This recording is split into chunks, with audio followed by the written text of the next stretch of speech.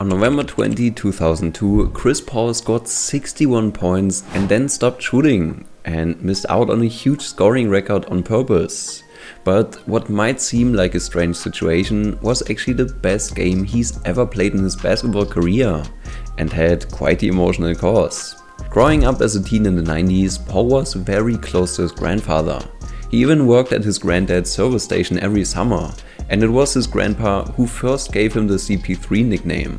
Whenever Paul had a high school basketball game, his grandpa would close up his service station early and proudly tell his customers he's going to see his grandson. On November 15, however, Paul was at a high school football game when his cousin delivered unfathomable news. His grandfather had been murdered at 61 years old. Paul was in shock. He had a high school game 5 days later and he didn't know if he was able to play. But instead of quitting, he decided to suit up.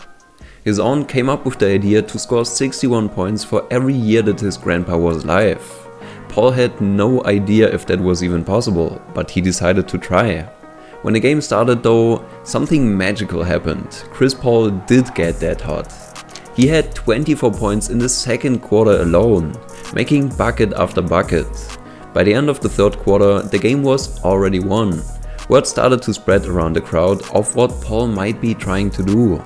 With 2 minutes left in the game, Paul miraculously had 59 points. On the next play, CP3 drove to the basket, nailed the layup and got fouled, a chance for an and one.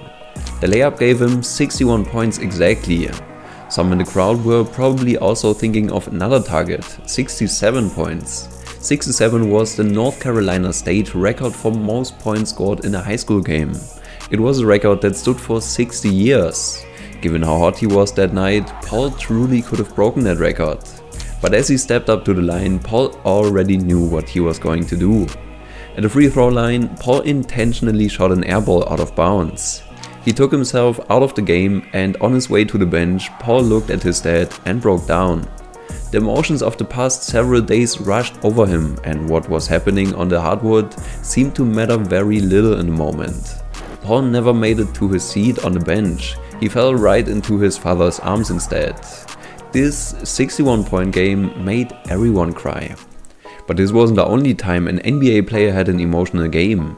We still have to talk about how Michael Jordan won a championship for his dad and how Derrick Rose broke into tears because of, well, a very special game. But first, let's start with Isaiah Thomas because he also had an incredible game for a family member. When he arrived in Boston to play with the Celtics, Isaiah finally found a home. The team was built around him and he got to play to his full potential. In 2017, he led the team to the playoffs, where they faced the Washington Wizards in the conference semifinals. IT was feeling great, until on April 15, his sister China died in a car accident. He was devastated. After also having had oral surgery after losing a tooth in their Game 1 win, he didn't know if he had enough energy to play. But just like Chris Paul, Thomas dedicated the game to his sister, saying that she would have wanted him to play and had a monstrous performance. While Wizards' John Wall had 40 points and 13 assists, Isaiah outdueled him, scoring 53 points and winning the game 129-119 in overtime. Damn, that's gonna make me cry. That was an incredible display of mental strength. But while IT showed love for his sister, Allen Iverson showed love for his city. Iverson spent 10 years with the 76ers before playing for the Denver Nuggets, Detroit Pistons and the Memphis Grizzlies over a 3-year span. But after leaving the team, the 76ers fans didn't hate him, but instead showed him love back.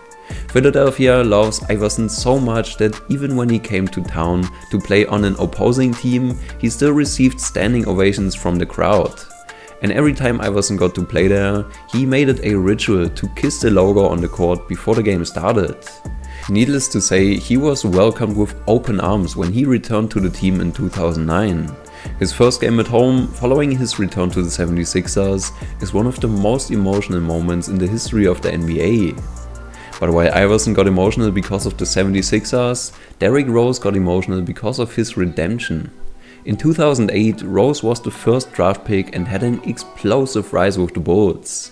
That means Rose rose quickly, you get it? Okay, I'm sorry. He won the MVP award in just his 3rd season, but afterwards his career started derailing. Why? Because his knees showed to be a problem time and time again. Derrick went from playing 81 games in 2011 to 39 in 2012 and just 10 in 2013. Finally, he ended up bouncing from team to team, spending 1 year with the Knicks, the Cavaliers and then the Timberwolves. And all of a sudden, what could have been a great career seemed to be over. But Derrick Rose wasn't finished yet. He worked extra hard and saw the 2018-19 season with the Timberwolves as a comeback tour. Ultimately, he shocked fans on October 31, 2018 by scoring 50 points in a win for his team.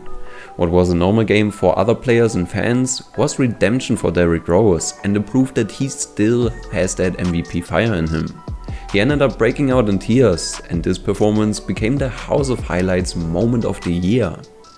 Now listen up, because we only have 2 more emotional games to go, with the first one being about Michael Jordan and the second one being a surprise, so stick until the end. The night was June 16th, 1996, and just like 3 times before, Michael Jordan was celebrating an NBA championship. But something was different about this win. It was Father's Day, and instead of celebrating with the team, MJ was found lying on the locker room floor in tears after the game. On July 23, 1993, just 8 days before his birthday, MJ's dad pulled over in Lumberton, North Carolina to take a nap, until 2 guys spotted a car on the road and shot him to death in his sleep and stole the car. Jordan was completely barefoot and didn't know what to do. So at the beginning of the next season, MJ abruptly retired. My father used to say that it's never too late to do anything you wanted to do. You never know what you can accomplish until you try. In Michael's case, this meant playing baseball. It was his dad's favorite sport and Jordan kinda used it to cope with his father's death. But of course, he returned 2 years later, motivated by a playoff loss in 1995, and after leading the Bulls to a 72-10 record in the following season, Jordan dominated the playoffs and it was like he never even left. But he knew that all along he was doing it for his father. So 3 series later, the Bulls were in the finals against the Seattle Supersonics. And when Game 6 arrived, Chicago led 3-2 and just needed 1 more game to win. The game took place on June 16th, which was Father's Day, so MJ had to win, and he sure did. After an emotional celebration, Michael later said in an interview, "This is for Daddy," making everyone else in the stadium cry too.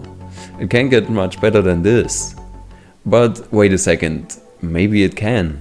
There is one more NBA game that made fans cry, but this time these were tears of joy.